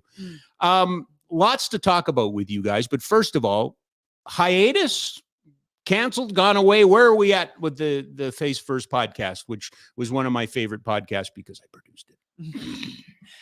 I don't know. Did we just evolve away from it? I think it kind of stopped, in 2021. It was the start of that season. You were competing and you're going into the Beijing Olympic year. And I think we tried to record, and Alicia and I just were like, this is too much. It's hard when you're on different continents to coordinate and time zones and all of those sort of things. Yeah. That plays a factor into it. So we just took a little bit of a break, and then it turned into an extended break, and life just got back in the way. And not to say that we couldn't fire it back up again, though. It's not dead. I think it's. I don't think it should be dead because, and we'll get into why it's important. But to me, it was really important to have female voices in sport. But also educated female voices in sport. Not to say there's a bunch of uneducated women doing podcasts. That's not what I'm trying to allude to. But when the topics that you broached were topics that you guys had expertise in or had a vested interest in and were necessary. And part of this conversation today is going to be, how far have we come in the last couple of years? Because you guys pulled no punches. Like, you went hard after us, the traditional media, and our coverage of women's sports. And I think even and the other part we can get into too is the current lack of leadership across the board in this country when it comes to NSOs. So there's no shortage of topics, but let's do this. Alicia first, you're retired. I am retired. Officially. Retired? Recently officially retired. Recently official. We can't You're not Yes. waiting for a kid to grow up so you can do 2-man with a daughter or a son or something like that, No But you're not like LeBron waiting for Not Bronny LeBron. to graduate so you can play one season with your kid. There's no kids anywhere near right Okay. now. So, I mean, I think people have been seeing me in the gym and asking me if I'm making a comeback, but that is not the case. Okay. I've just switched sports. That's all. That's all I do is switch sports. What did you switch to? Well, I most recently got into CrossFit. And that makes me officially a CrossFitter now because I said Oh, it good out Lord. loud. Well, we know what the next 45 minutes is all about. Hey, vegans or CrossFitters, who do you want to run into? Anyway, having said that, the day job is kind of cool because you find yourself in a professional white collar business job in sports. Yeah, which is, I mean, it was a very natural transition for me, and I'm very, very happy to be in the role I am. Can bring up the fact that I'm a woman in a very male-dominated industry, which honestly, the way my whole life has gone, I wouldn't have it in any other way. But especially coming from bobsled. But yeah, I'm the director of partnerships with the Canadian Hockey League. I'm the Western representative, so I oversee the WHL is my baby, and the really awesome that I get to sell traditional marketing assets such as rink boards and game nights and stuff like that. But also the really cool thing is I get to create community programs because that's something that the WHL does really well. And one I'm working on right now is a woman in sport program. So Perfect. Go figure, get to bring that influence in, and being the only woman on my team has been, I think, very beneficial. And what I really appreciate is my team takes me very seriously and takes my advice and my influence to heart. So it's been a tough start, just thanks to the atmosphere of junior hockey in this country right now. Thank you, Hockey Canada, for a scandal that broke a month after I started. But not to say that we couldn't be part of the solution and changing for the better. Grace, I have not forgot about you. I am coming to you, but you opened a door for me and I'm coming back over here. Somebody hears this and goes, well, yeah, but the Western Hockey League, it's all boys. Why is it important to have a female recognition program, which is going to really open the door into a much larger conversation as well? But why is it important to do this? Because so the Western Hockey League, I mean, we're really lucky in Calgary. We have we have 3 professional hockey teams playing out of here and the big cities. But if we're talking about the cities, Red Deer, Lethbridge, Medicine Hat, Swift Current, like this is the number 1 ticket in town, and this is their pros. This is what they get to see, and this is the influence that they have. So mom and dad can afford to bring their sons and daughters hockey teams to the rink and show them an experience of what it's like to have the professional game. So if we can supplement that by whether it be having women involved with the team, whether it be behind the bench, whether it be in the training room, whether it be most recently, the WHL drafted the first ever female. So I think we're a couple of years away from maybe starting to see some females break into the league and breaking down some barriers there. But also create programs where we can have women's hockey teams go and get to train with the WHL team for the day, whether the coaching staff gets to learn from their local junior team ever did that before. Oh, Rob, I'm not copying you at all. Don't worry. I didn't say that. No, but I mean that to me, it's the whole idea of representation. It matters. Exactly. Right. Exactly. Yeah. It's when and these are the programs that we got to create, and we got to make sure that they're implemented and just offering those opportunities for young girls in sports to be able to witness, give them the taste of being a junior hockey player for the day, because we're not far away from getting a women's league. And a little birdie told me that might be sooner than we think as well. Did that birdie happen to tell you where the nest would be? I don't know if I'm allowed to say, but you are. Yeah. They texted me earlier and said Alicia's allowed to say. I don't know if it's been like the. Is it possible that there might be another team coming to this city? There is. It is. It's highly, highly likely. Soon. That won't be a social media clip. Grace, you are chasing the dream, or are you? I mean, well, first of all, the pending nuptials we should acknowledge that, right? Yeah, and Alicia's getting married this year too. Yeah, both of us. But same guy you were brought to Targets? Yes. Oh, wow. Same guy. Who knew? Who knew? but I've seen your pictures. I've seen the pictures. So that's obviously a monumental event. Yeah, I mean, we've been together for just about a decade, so I'd say 10 years. In the Okay, making, good. Yeah, TikTok. well, yeah. good. He finally, no, I'm good. I'm comfortable now. 9 years in, I'm very comfortable. I think I can ask. Yeah. Jeez. Let's talk about the skeleton, though. And I appreciate and I applaud you. Most people in Calgary know you're very active on social, but you've also been in the same way. We had Kelsey Snow on a couple weeks ago, and the reason we had Kelsey Snow on was she's chosen to live their life publicly for the benefit of us, for everybody else to know what it's like to have a husband with ALS. Okay, that's not an easy decision to make. You have chosen to live your life as you chase your Olympic dream publicly. How difficult the choice is it to share the things that you share? Because where are you right now? Are you on the national team? Yeah, I mean, first off, I have to shout out Kelsey because that was such a good episode. Yeah. It's incredible, and it was awesome to listen to. Yeah, I guess it always just came naturally. Like I felt like when I was starting my athlete career, Instagram was just taking off, and I was just like sharing stuff, and it started with probably 100 people, and somehow it's turned into just over 2,000, which is still relatively small. But in terms of like athletes and big hitters, and you see lots of pro athletes with more than millions and thousands of followers. But for me, it's like those 2,000 people actually, when I posted that I got engaged, I think 1,000 of them it felt like liked and commented and Right. were so excited. And to me, it's not about the number, it's about the engagement rate and stuff you get on your social media.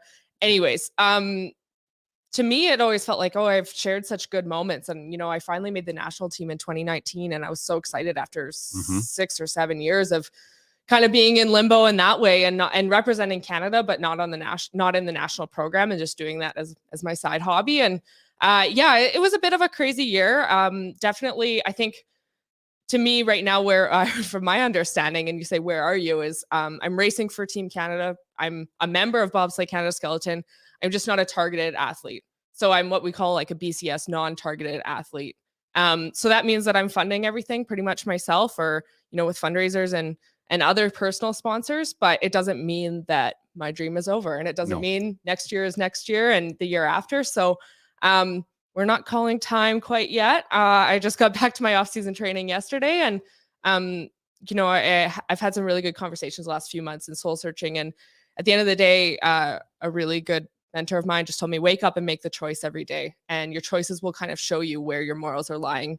And I look at Serena Williams and stuff, and how she said she's evolving away from tennis. And to me, I'm not quite ready to like retire. I still think I have some stuff left. But I also am very lucky to have a career outside of sport and stuff. So whenever the time is called on my sport career, I have lots of awesome kind of things ready to go. Having said that, all due respect to Serena doesn't have to wake up 3 weeks out from, training or a meet in South Korea and figure out how to get there. And you had to do that this year. 8 days, actually. I was going to say it was a lot I'm less sorry. than 3 weeks. Sorry. Okay. I was we were at the Kids Sport Christmas event. That's right. And I was like, yeah, I might go to Korea. It was on a Thursday, and it was like next Sunday. Yeah. And everyone there was like, excuse me. And I was like, yeah, I don't have anything booked yet, but I think I'm going to go. It's and always I had better no money either to fund it, but we made it happen. Which, right, all due respect to Serena. But that has to take a toll. Yeah. This season did take a toll. And I think in January, I took a little bit of time just away to be me and be human, because it had taken a big toll. Just the mental, getting on planes, not knowing where I was going, driving home from Whistler and getting on a plane to Park City the next day, and landing in Park City and having no accommodation. And, just like the list, it was just wild. And in January, I just went home and I was like, I just need a break. And I got criticized a bit, I think, from some people being like, you should be out training and stuff. And I was like, no, like mentally, I need a break. But then I went back to Whistler in February, and I was like, man, this sport's so fun, like renewed. Sure. So I think like, yeah, it definitely took a toll. But I've reflected on that and kind of decompressed about it. And I learned a lot. I think that part got missed when I was like sharing all these messages I felt a little negative. And I don't love that for me. So I'm a little bit more on the positive eye now of what I learned this year. See, again, I go back to the, kind of that choosing to live your life out there in public. And I think it was really important. And it's not the first time we can get into this, that the Olympic athlete has done that or the Olympic hopeful has done that.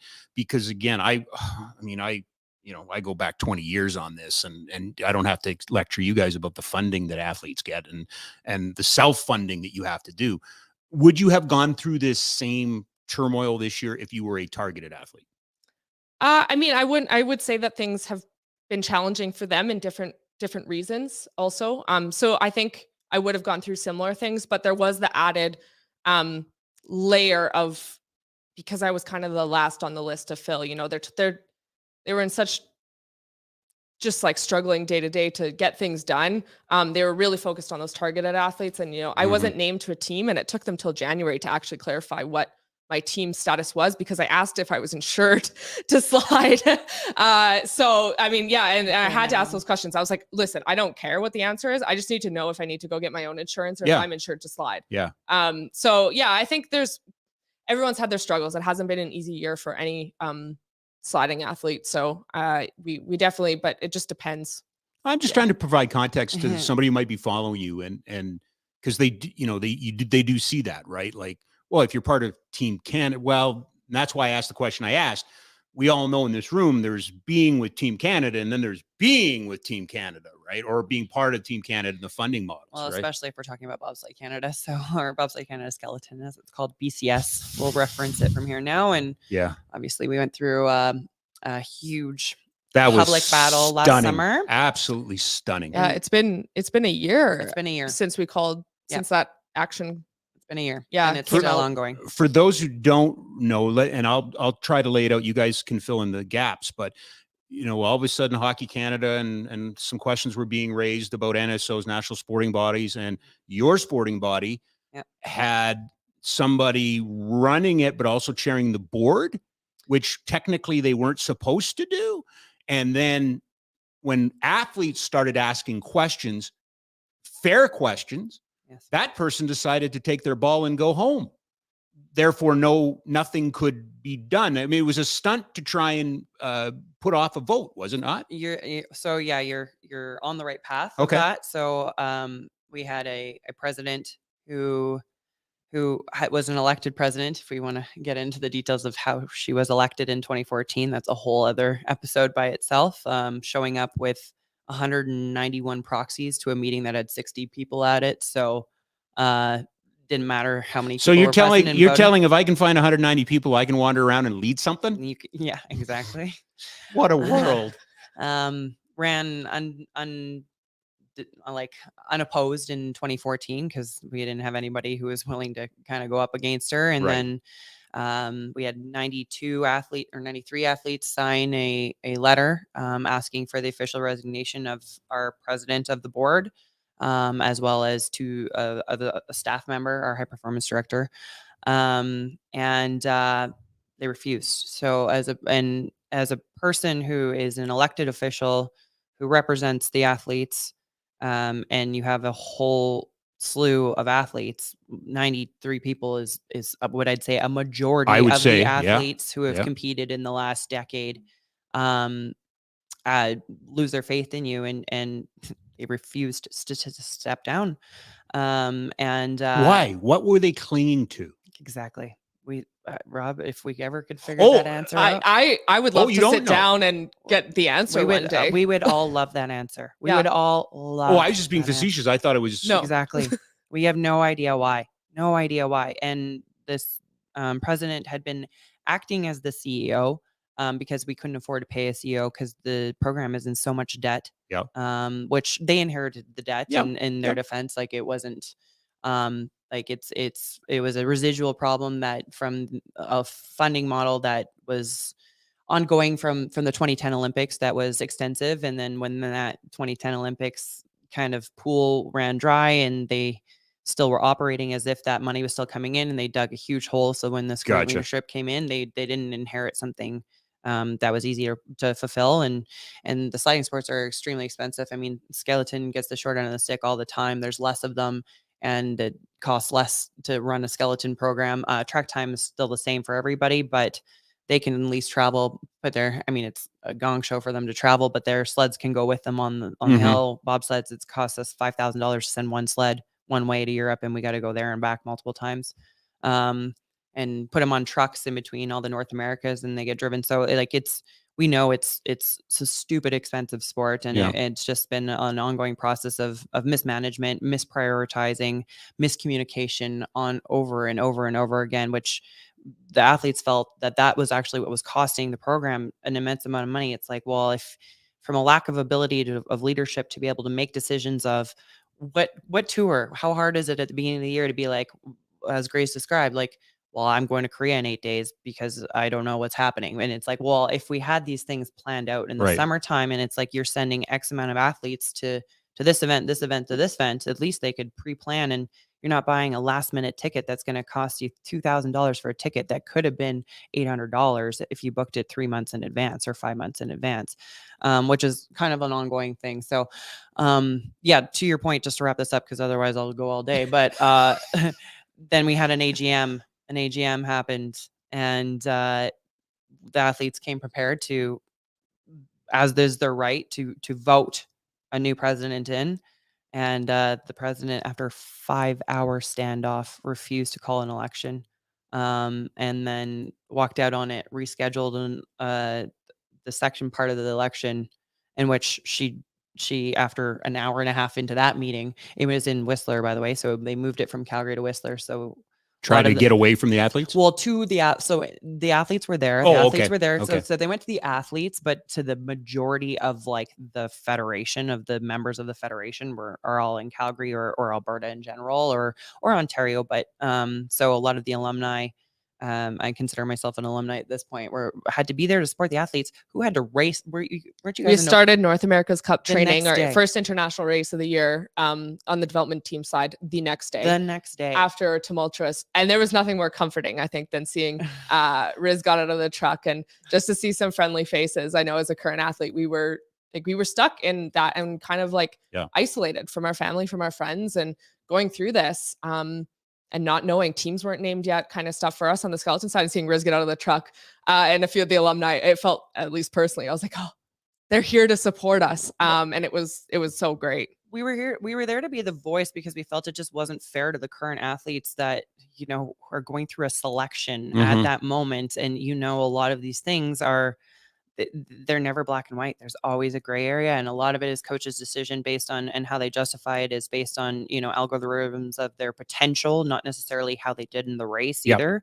So it just, like, for them, if they want to ask questions and say things maybe that could have a negative connotation of them making a team. So it just didn't seem fair to them. So, at that point we were able to elect a new president, and that was in the end of mid-November, I think. And then it hasn't been, it was like almost like, okay, now the real work starts, and it's been a long even process to get to where we are today. And there's been a couple steps forward, but we've had to fight for every step. How, in your particular situation with this issue, how responsible are the athletes for allowing it to happen? Or was and I hate to say the system was set up for it, but my understanding is that a lot of power was taken away from the athlete and given to the coach, or given to the, to the officials and things like that. I mean, yeah. And so for me on the skeleton side, I can't speak to the bobsleigh side, but we saw athletes that were trying to make change in this past regime that were cut. So as a current athlete, this time last year, we're calling for action, and I was planning to continue. I was like, I can't talk. And I didn't say anything on social media all last summer because I was scared of the repercussions. So it's tough to say, like, as athletes, yes, we did. But I think like the final breaking point was some of these more senior athletes willing to put their names out there. We're like, we're going to do this. And I remember receiving that email being like, tomorrow it's going public, and just vibrating with energy, thinking this is actually going to happen. Yeah. And obviously it's taken a long road to take steps from there, but we are responsible, but we can also only do so much. And when you're like under a regime or a system that is Or the basically, bylaws get changed. Yeah, and they're the like- board changes the bylaw. Yeah. Yeah. But that's what I'm what their but that's what I'm decision-making talking is. about. And Yeah. I think if we draw back and look at the 30,000 foot view, Yeah. I've never seen this country in a turmoil like it is right now. Neither have I. It's a really good, like, between so many sports across the board. It's Right. just like, what is happening? and like fencing just came out last week with another one, and like, Right. and it kind of felt like we were some of the first, and Yeah. then Hockey Canada really accelerated it and stuff like that. But Hockey Canada wasn't a player driven or It a, was different. Yeah. you know what I mean? Yeah. That was more Yeah. of a legal issue that they got caught in the weeds with. Yeah. But then it's this whole idea of health and safety, right? And Accountability. and accountability, Accountability. right? And what bothers me, and I made this note on social a little while ago, if you go to the governing body for the NSOs and you go to their education department, the first thing there for NSOs to learn about is governance. The Mhm. second thing is athlete safety. Mhm. That's how messed up this whole thing is. Yeah. That let's take it, and again, something bad's happening, call the lawyer, right? Well- not ask, are you okay? Do you need a Band-Aid? Call the lawyer. Yeah. Well, and that's really what it's really come down to. And it's like the amount, when you look at the Bobsleigh Canada skeleton budget, and they're spending almost $500,000 on legal fees a year.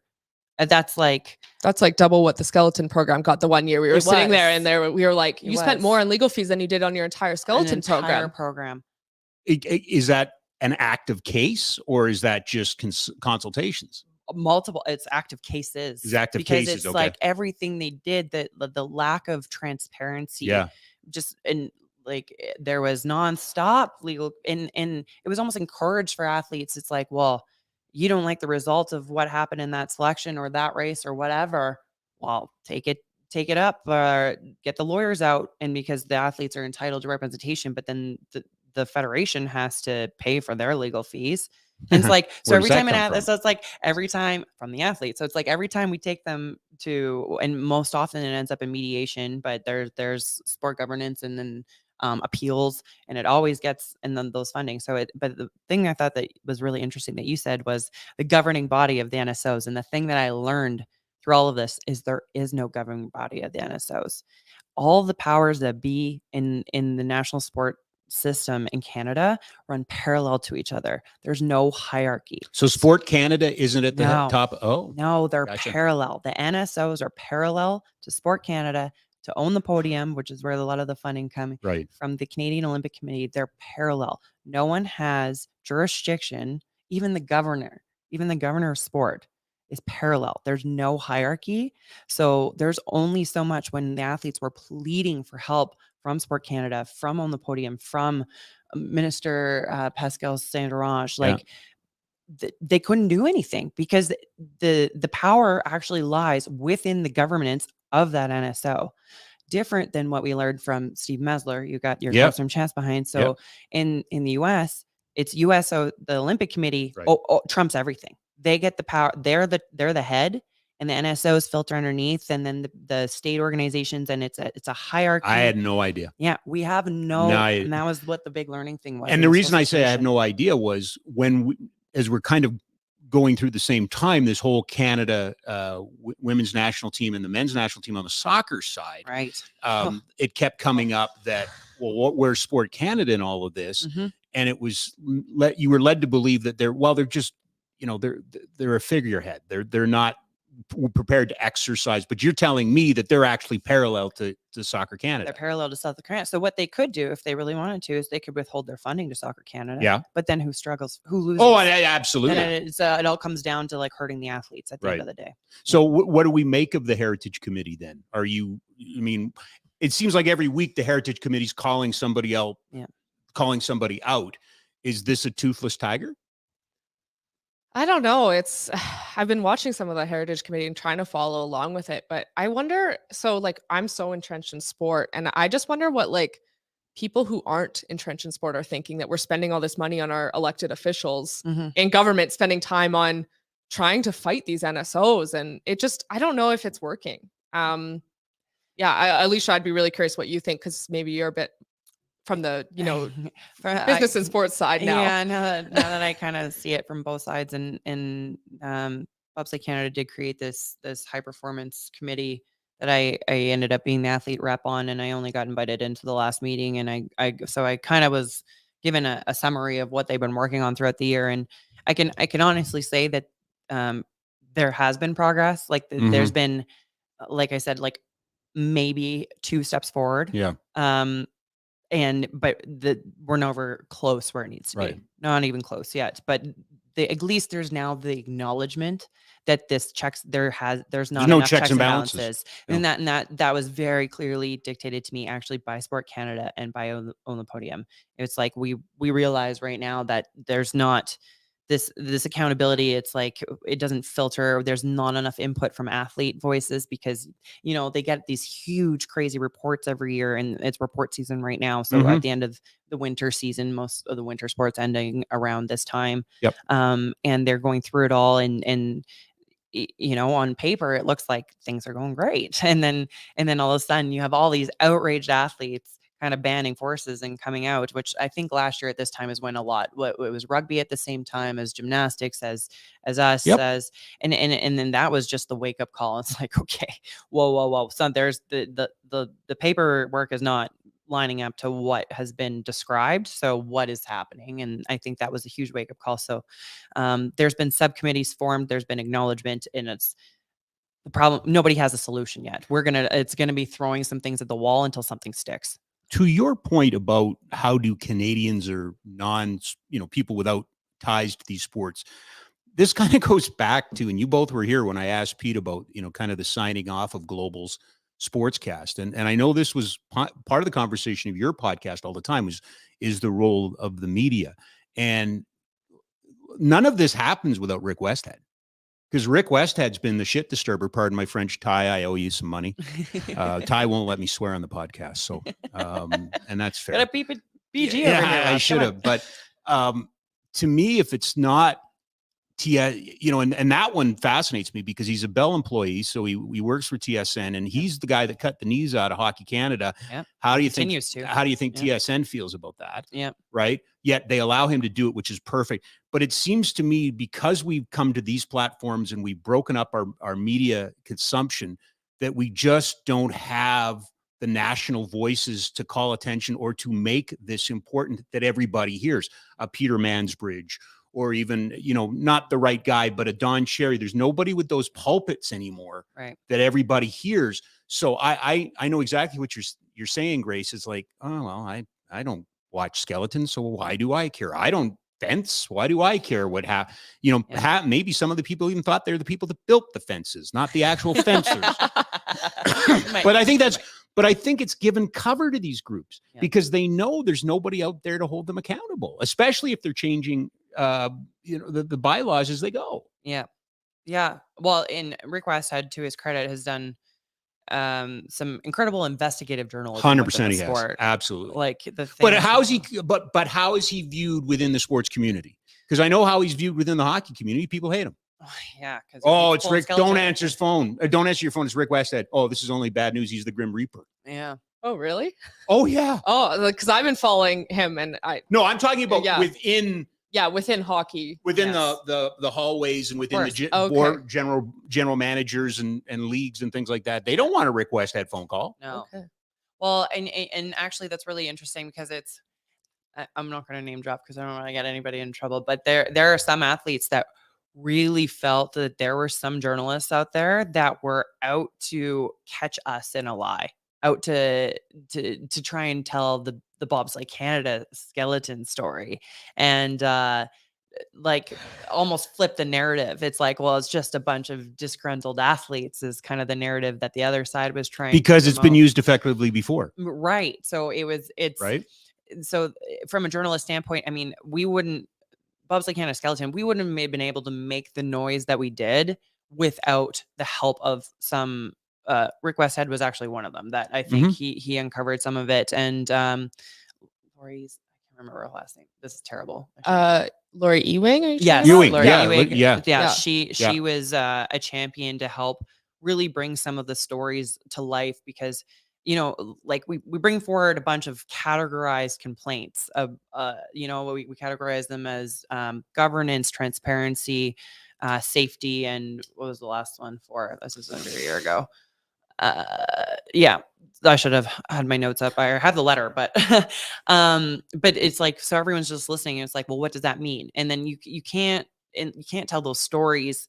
There was just too many of them to kind of go through and like Yeah. list them in one article. So between Lori and Rick being able to like help athletes tell their stories publicly, and it actually kind of was like able to connect back to what this letter really meant. Now, and then there was other journalists that people were like literally like, don't pick up the phone when he calls, Mhm. because you know that he's going to twist your words, and people were really nervous about that as well. Yeah, and I get it. We've made this bad. I point south of the border. I think, you know, the political world down there forever changed once you introduced alternate facts. I think everybody's world's changed, right? And what do you want to believe? What do you want to hear? What do I want to tell you? And now you're either on my side or not. Somebody, it was Vicky Hall this week, put out a great quote about journalism. If journalism doesn't make you if journalism doesn't make you feel uncomfortable, then it's PR, right? You know, if you're not uncomfortable by being asked the questions, then it's just PR. Yeah. And this, you know, this whole world is so fractured now. It's just getting those voices out and getting those stories heard. And, you know, that was part of your ethos, your podcast, was telling the stories about particularly female athletes, female coaches and everything. And it seems to me that we're further ahead in some regards, but we're not as far ahead as we would like to have been if we go back to the genesis of the podcast in 2021. Yeah, I mean, I think it seems like I think I tweeted yesterday back at Joe McFarland that it seems like I thought that we were, you know, moving forward with closing the gap in some of this media, especially with local media, as athletes and, you know, sports teams, and it seems like it's actually widening, and there's opportunity. I think our podcast was so unique because we got to tell so many people's stories that don't regularly get heard in the media. And to me, as like someone who hasn't done a ton of media, it was like, oh, well, when I watch the news, I feel like they always call on the same people, and it's because they're good and they have relationships with them and stuff. But there's sometimes not a opportunity for someone to jump in and get on, you know, global news or something like that, because you're not on their list of contacts.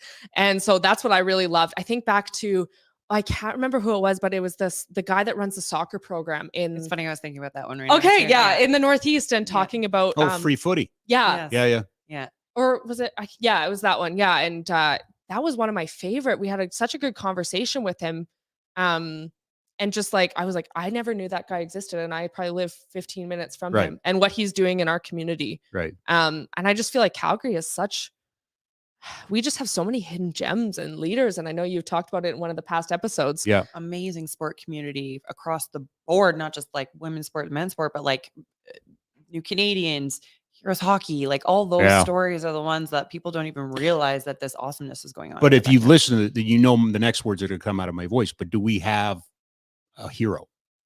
It seems to me that we're missing, and maybe this is a 30,000-foot question. It's a 1,000-foot question. But I look at this city right now, and the Commonwealth bid, cool, and the Canadian Special Olympics Winter Games, cool, but we're still thinking around about a facility. Like it's beyond me. And I just don't see the Frank King. Like I went to the 35th anniversary of the 88 Olympics at the library, and I watched it, and we heard from a lot of the people who were part of it. And, you know, we went through the whole 26 referendum, and it shouldn't have been a referendum. No, I'm sorry. It shouldn't have been a referendum. We should have dreamt. We should have said, this is, you know, and I get it. It's a different world, but I don't know if the right term anymore is, do we have any hero or do we have any dreamers? Because I don't know who dreams anymore. You know what? I'm with you on that one. I think it just seems like the thing that frustrates me the most about the sport community around it from people who aren't really immersed in it. You know, it's like there's the people that are in it, and then there's the people that are watching it and don't really care. And that community is actually growing. Like it's not the apathetic.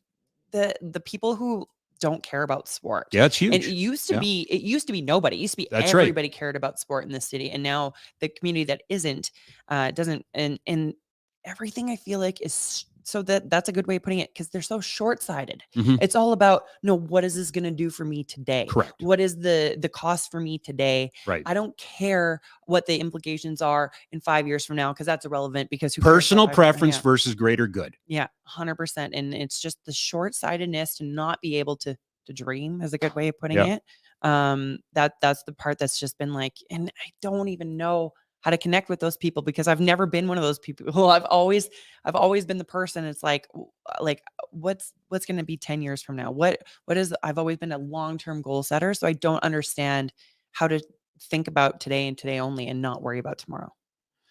And that's where we have to be. And I'm glad you said that because I've given up on tomorrow. I'm playing 10, 20, 30 out now. Yeah. I think we've got to educate the next. I think of the young girls that are coming up now. We can certainly stop here and talk about the staggering statistics that are just crippling female sport participation, especially at teenage years. Mm-hmm. But I also think some of us are prepared to face it now. I want to pose this to you. As someone who listened to your podcast and has now dabbled a little bit into this, how much of those numbers is because we always have treated girls like boys when it comes to sport? That we don't do a good job of letting girls have their own sport and the way they do it. Your team name needs to be like everybody else's team name. Your cheers need to be, and I'm a really poor example, but it was brought to my attention by somebody that said part of the reason is because we've always tried to take little girls in sport and turn them into little boys in sport. You guys have come up the system. Yeah, I guess so. I'd love to know Riz's point of view. I grew up in figure skating, so I grew up in a female dominated sport. So it was actually like boys actually were more stigmatized and stuff in figure skating. But I think back to the choices of why I ended up in figure skating. And, when I was older, my dad was like, man, I really should have put you in women's hockey. I think you would have been really good. But I think back to when I was growing up and it just, there wasn't as much of a system and a demand. And there wasn't a lot of ice time. I grew up in really far Southeast Calgary. Mm-hmm. Just, half in my childhood, the South Fish Creek one all got built and stuff, but the demand was still so high. So I feel like women's hockey wasn't as big in my area either. So I really ended up in figure skating probably because there was programming, it was available. And my brother played hockey in the other rink. I was in Jimmy Condon or Rose Con, I can't remember which one, and he would play on the other one. Yeah, at the same time. So I like looking back on my sport journey, like I ended up in that probably because it was more welcomed to females at that time. But I'd love to know Riz's point of view because you were in a lot more sports than I was when I was a kid. You know what's funny? It's like, well, and it's terrible. Rob, this is a really deep question actually, because I've never thought about this. But I always grew up wanting to challenge the boys and earn the respect of the boys. But didn't you have to do that as a female athlete that played boy sports, so to speak? And I'm talking about years ago. Yeah. Right? And you're talking about years ago. And I don't feel like that. And I say it like this when I say bobsled is the perfect example of the negative way you're associating this. So when I went to university, I went to U of A. I was on a dual scholarship, track and field and basketball. Yep.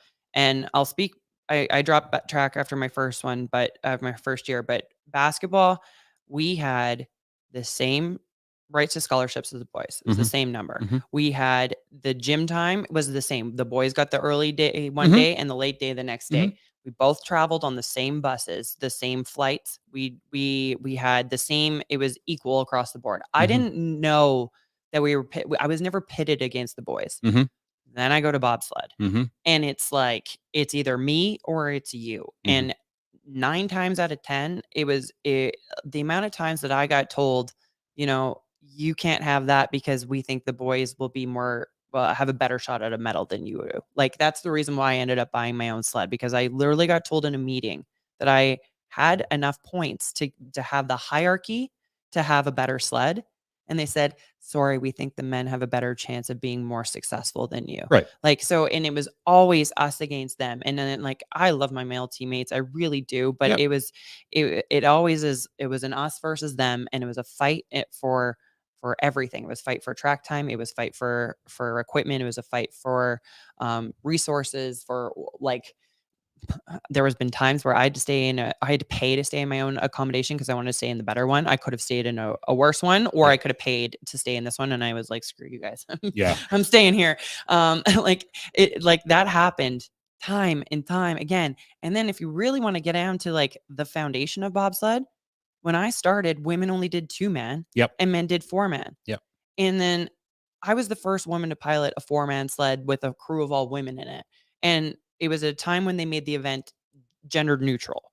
Now, what we know now is gender neutral will never work in bobsled because you're talking about the best of the best, the strongest guys, and literally the strongest guys in the world. Now that I'm like, these guys are freaks, they're animals. And so are the girls, actually. Let's be honest, so are the girls. But if you're comparing the best of the best on a men's side, it's like in a power sport, we're never going to be as fast as those guys. And at the end of the day, when I had 4 girls in that sled going down, and yes, we were competing against the boys, and no, we did not come close to winning because we had 120 kilos less in that sled to push it. Because You needed another person. That's science. We needed a big guy. We needed a big guy in the sled to be with us just for It's velocity. science. Yeah. Right. And I remember getting that, and every single guy on the track that day, the first time I took that sled down, was we were in Park City, Utah, and just lining up at the front, just waiting for us to screw up. That's what it was. They were waiting to see the screw up at the top on the load. And then I got to the bottom, and the boys that were waiting for me to be like, how was the drive?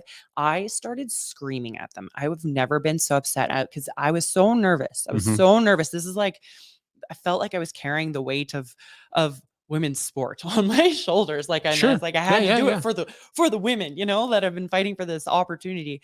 And I get to the bottom, I'm like, it was so much easier to drive than to the 2-man sled because I had so much more control. And I was like, you jerks, like you have been hyping this up to be like the hardest thing that girls can't do. And I'm like, it's flipping easier. It's easier. And I was so mad. And I was just, from that on, I was just like, I couldn't, in my mind, I made myself smaller. I'd always had, because, we're the girls and the boys can do this and that. And then I did it, and I was like, no, are you kidding me? Like, I had just so much more respect for actually the hands that the women had to have, because the sleds with less weight in it are actually way harder to drive. Yeah, absolutely. So then fast forward, we don't get it into the Olympics, and then we get the monobob in for the 22 games. And I'm grateful for the chance that we did get monobob, because at least it's 2 chances at a medal.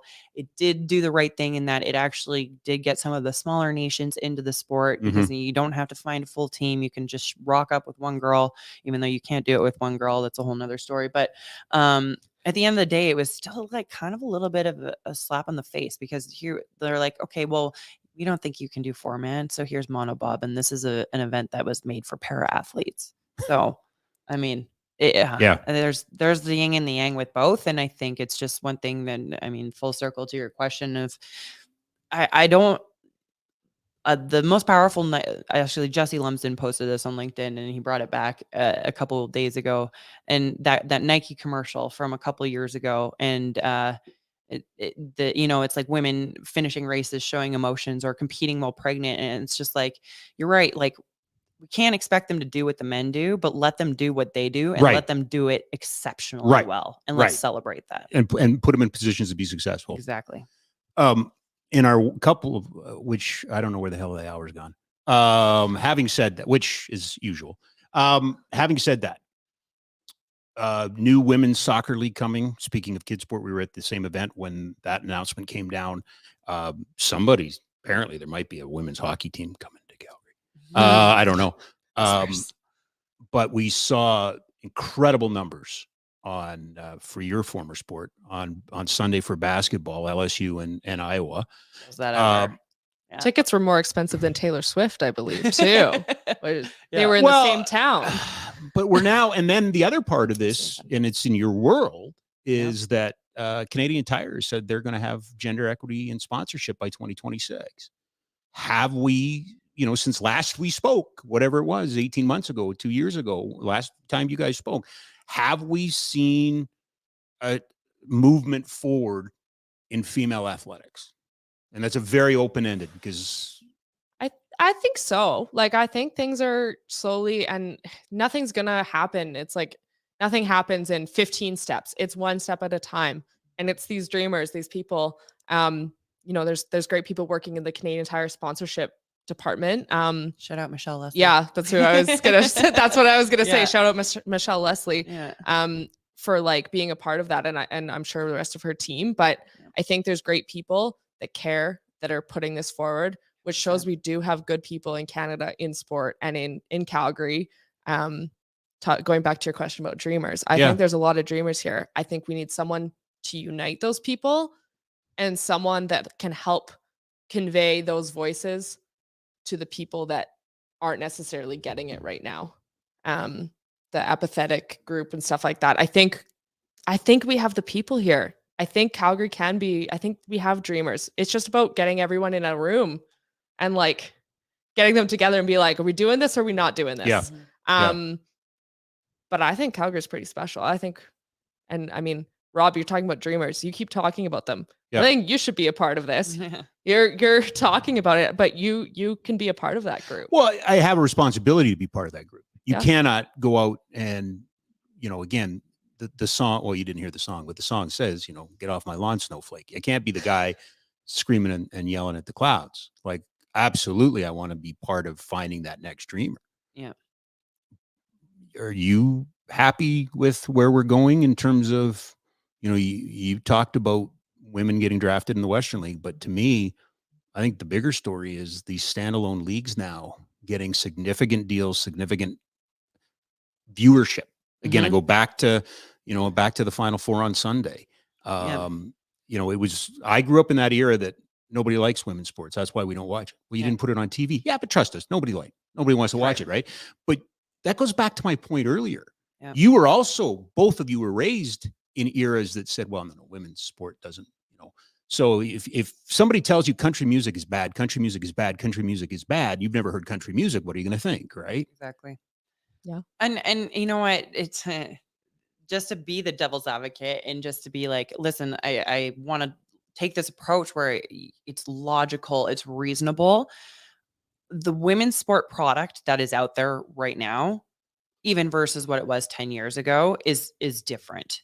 And that needs to be celebrated in itself. So I don't think the world was ready to really take on, 10, 20 years ago. Yep. I had a really good conversation actually with a girl, one of my clients actually, at the Hitman game on Monday night. And she played hockey at U of S in 2001 and 2006. And we were talking about the hockey game that she played then versus what's on the ice now. Right.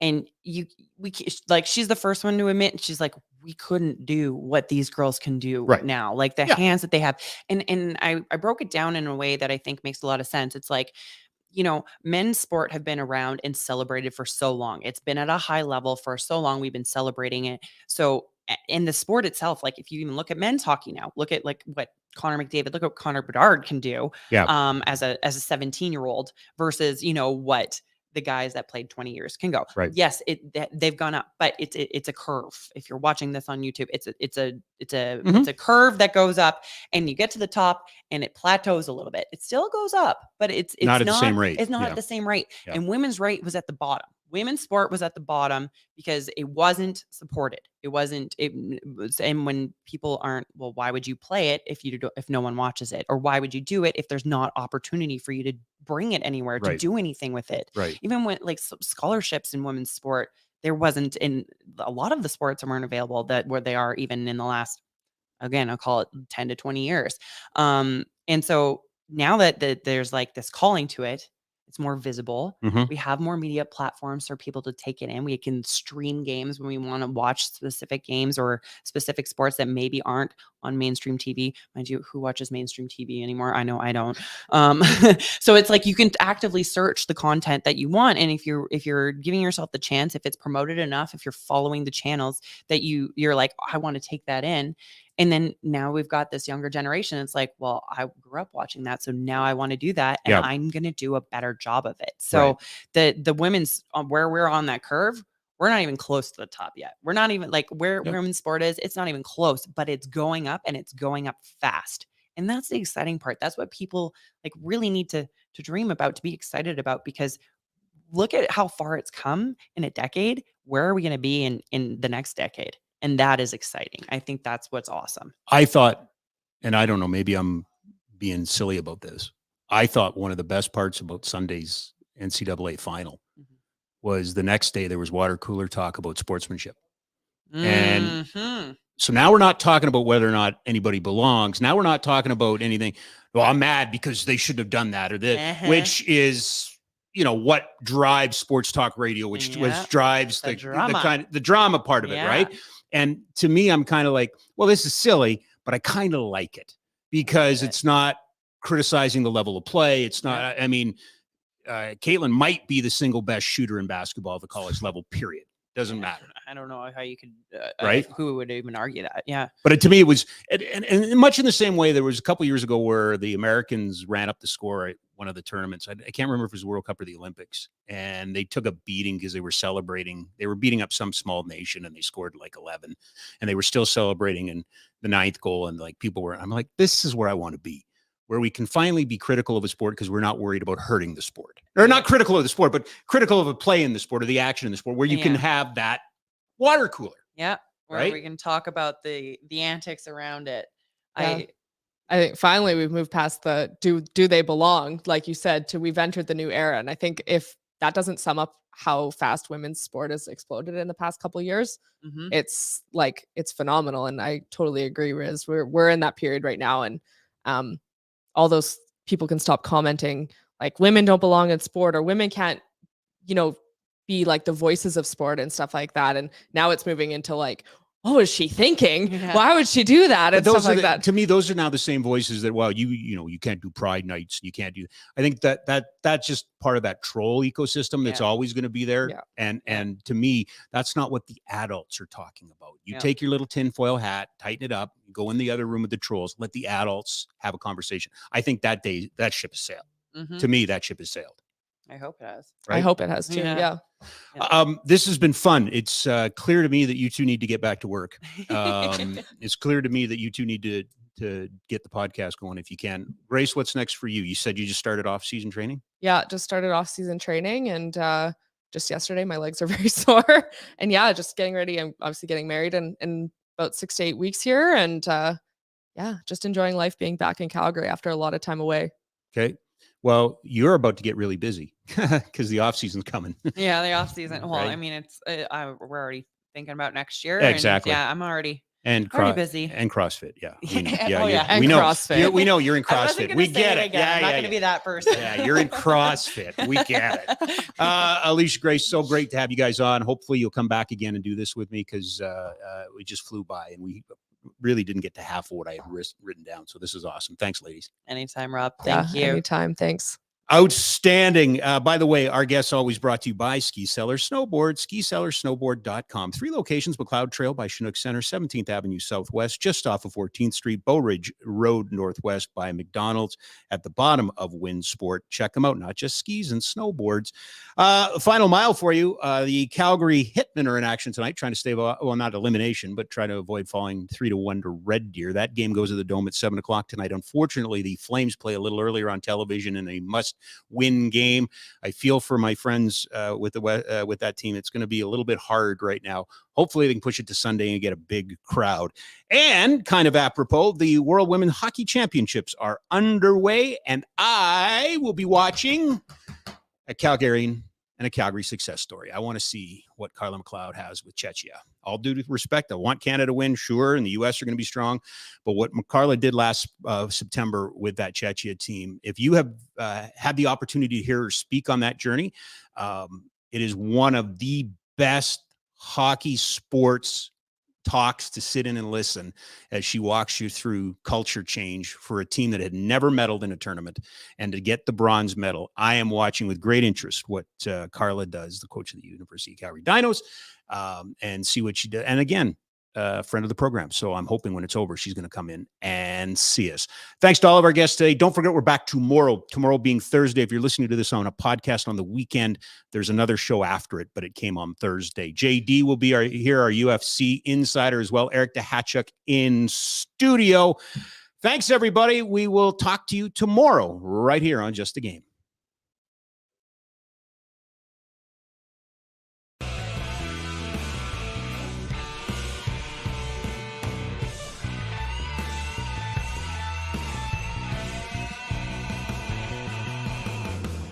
there's two sides to every coin. Then there's a conversation you can join. But I'm an old dog and there's new tricks. And some of my opinions you just can't fix.